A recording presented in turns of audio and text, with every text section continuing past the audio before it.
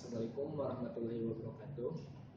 Pada kesempatan kali ini saya akan memberikan sedikit materi tentang pemasaran atau dalam bahasa gaul-gaulnya yaitu marketing. Ya, dari slide berikutnya akan menjelaskan tentang pemasaran. Pemasaran secara umum itu aliran produk secara fisik, ekonomis dari produsen melalui pedagang, perantara ke konsumen. Sedangkan menurut Kotler tahun 1997 mengatakan bahwa pemasaran sebagai suatu proses sesuai dengan manajerial di mana individu dan kelompok mendapatkan apa yang mereka butuhkan dan inginkan, yaitu dengan menciptakan, menawarkan, dan mempertukarkan produk yang bernilai di dalam suatu pasar.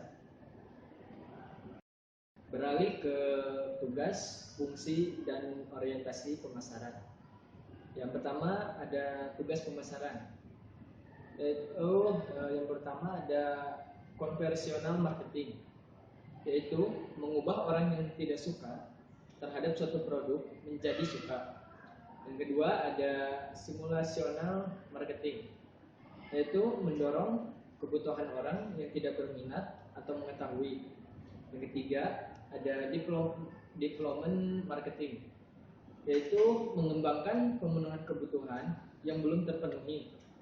Yang keempat ada remarketing, yaitu mengaktifkan keinginan atas produk yang stabil atau permintaan terhadap produk yang menurun. Yang kelima ada menyelaraskan pola permintaan agar sesuai dengan pola penawaran atau sinkron marketing. Ya, selanjutnya ada fungsi-fungsi pemasaran. Secara teoritis pemasaran mempunyai 9 fungsi, yaitu yang pertama ada fungsi perdagangan. Dalam fungsi perdagangan, perencanaan yang berkenaan dengan pemasaran produk, ada barang ataupun jasa yang tepat dalam jumlah yang tepat, harga yang selaras. Yang kedua ada fungsi pembelian, yaitu peranan perusahaan dalam pengadaan bahan sesuai dengan kebutuhannya. Yang ketiga ada fungsi transportasi, yaitu perencanaan, seleksi, dan pengarahan semua alat pengangkutan untuk memudahkan produk. Yang selanjutnya ada fungsi pergudangan, yaitu menyimpan barang selama waktu produk tersebut dihasilkan dan dijual.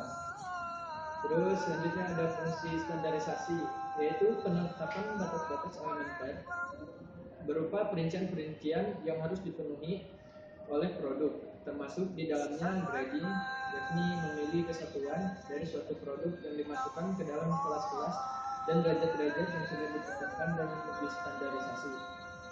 Selanjutnya ada fungsi keuangan, merupakan usaha untuk mencari dan mengurus modal dan kredit yang langsung bersangkutan dengan transaksi.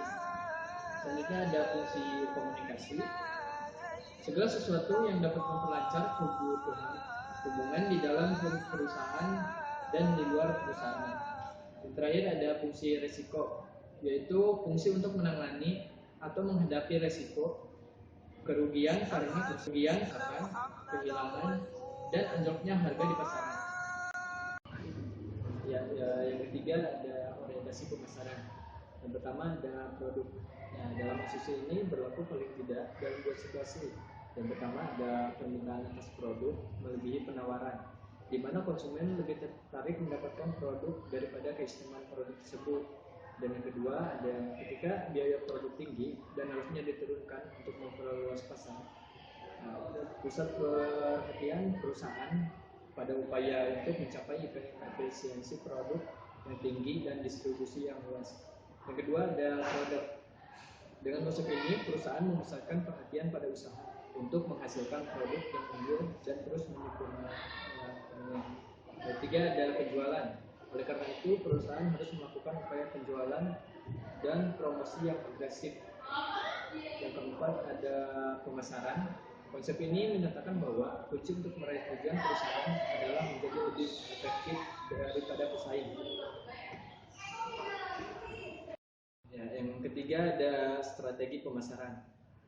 Poinnya yaitu yang pertama ada segmentasi pasar, terbagi lagi menjadi beberapa poin. Yang pertama ada membuat segmentasi pasar konsumen, terbagi 4 poin. Yang pertama ada segmentasi geografik, yaitu membagi pasar menjadi beberapa unit secara geografis seperti negara, regional, provinsi, kota, wilayah kecamatan, wilayah kelurahan, dan kompleks perumahan.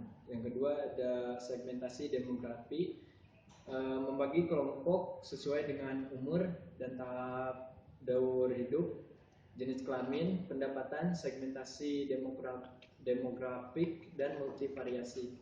Poin ketiga yaitu segmentasi psikografik, membagikan kelompok sesuai dengan kelas sosial, gaya hidup, dan kepribadian. Dan terakhir ada segmentasi tingkah laku, membagi kelompoknya sesuai dengan kesempatan, manfaat yang dicari, status pengguna, tingkat pemakaian, dan status loyalitas. Yang kedua ada proses segmentasi pasar. Yang pertama yaitu prosesnya ada identifikasi basis segmentasi pasar. Yang kedua mengumpulkan informasi pasar. Yang ketiga mengembangkan komposisi profil segmen. Yang keempat penetapan konsekuensi pemasaran.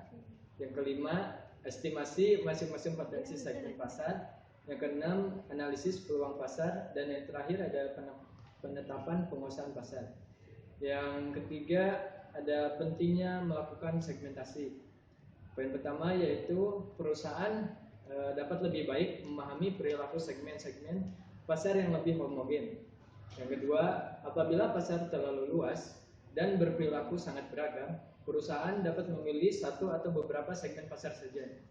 Poin ketiga, pasar bersifat dinamis dan tidak statis. Yang keempat ada produk, barang atau jasa berubah sesuai dengan siklus kehidupan produk. Poin keempat ada persyaratan segmentasi yang efektif. Yang pertama dapat diukur. Dapat diukur itu informasi mengenai sifat-sifat pembeli yang mencakup ukuran, daya beli, dan segmen yang dapat diukur. Yang kedua ada dapat dijangkau.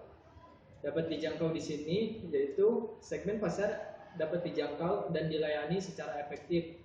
Yang ketiga ada besarnya cakupan, yaitu tingkat keluasan segmen pasar dan menjanjikan keuntungan bila dilayani. Yang keempat ada dapat dilaksanakan, yakni program yang efektif dan dapat dirancang untuk menarik dan melayani segmen tersebut. Yang kelima yaitu memberikan keuntungan atau profitable. Ya, selanjutnya ada target pasar. Yang pertama ada strategi target pasar. Target pasar adalah kelompok konsumen yang mempunyai ciri-ciri atau sifat hampir sama atau homogen yang dipilih perusahaan dan yang akan dicapai dengan strategi bauran pemasaran. Strategi target pasar yaitu yang pertama strategi yang tidak membeda-bedakan pasar. Terus yang kedua ada strategi yang membeda-bedakan pasar. Yang ketiga ada strategi yang terkonsentrasi. Terus selanjutnya ada faktor-faktor yang mempengaruhi target pasar. Yang pertama ada sumber-sumber perusahaan. Misalnya bila sumber daya yang dimiliki sangat terbatas, maka strategi target pasar yang tepat adalah concentrate marketing. Yang kedua ada homogenitas produk, yaitu untuk produk yang homogen, maka strategi yang tepat untuk target pasar biasanya adalah undifferentiated. Yang ketiga ada tahap-tahap dalam siklus kehidupan produk. Strategi yang tepat bagi produk baru adalah undifferentiated marketing. Yang keempat ada homogenitas pasar. Yang kelima ada strategi pemasaran pesaing. Bila menghadapi pesaing yang menempuh strategi sama dengan strategi perusahaan, maka perusahaan harus lebih aktif dan mengadakan segmentasi untuk mendapatkan keberhasilan. Ya, yang ketiga yaitu ada diferensiasi dan positioning. Diferensiasi adalah tindakan merancang perbedaan penawaran perusahaan dan pesaing. Diferensiasi terbagi dari 5 poin. Yang pertama, diferensiasi produk, pelayanan, personil, saluran, dan citra. Sedangkan dalam positioning artinya yaitu tindakan merancang penawaran dan citra perusahaan sehingga menepati sesuatu posisi kompetitif yang berarti dan berada dalam bentuk pelanggan. Poin-poinnya itu ada sekitar 10. Yang pertama ada atribut produk, manfaat, harga, positioning sebagai nilai, penggunaan, pesaing, produk lebih baik, kategori produk, dan produk sebagai pemimpin.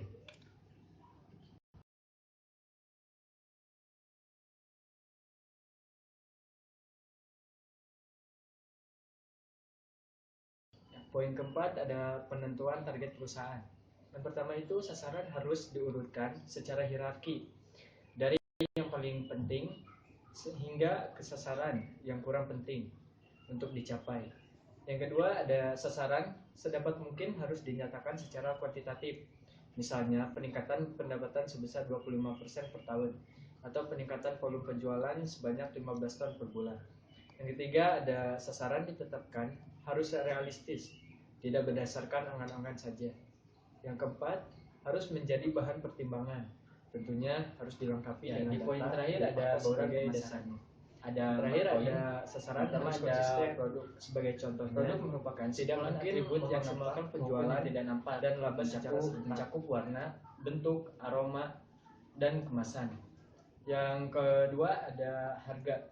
Menurut Kotler adalah sejumlah uang yang harus dibayarkan oleh konsumen untuk mendapatkan suatu barang, atau dengan kata lain jumlah nilai yang harus dikeluarkan oleh konsumen karena menggunakan produk perusahaan. Yang ketiga ada penempatan lokasi atau place. Produksi merupakan salah satu faktor penentu yang perlu diperlukan dan diputuskan sebelum memulai operasional perusahaan. Yang keempat ada promosi.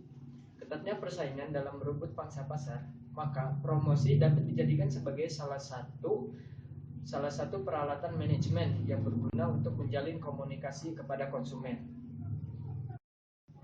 Ya, terima kasih kepada rekan-rekan yang sudah melihat video ini. Jangan lupa subscribe dan like minimal 55 dan komen minimal 26 supaya dapat nilai bagus. Ya, terima kasih atas perhatiannya. Wabillahi taufiq wal hidayah. Wassalamualaikum warahmatullahi wabarakatuh. Berdayalah.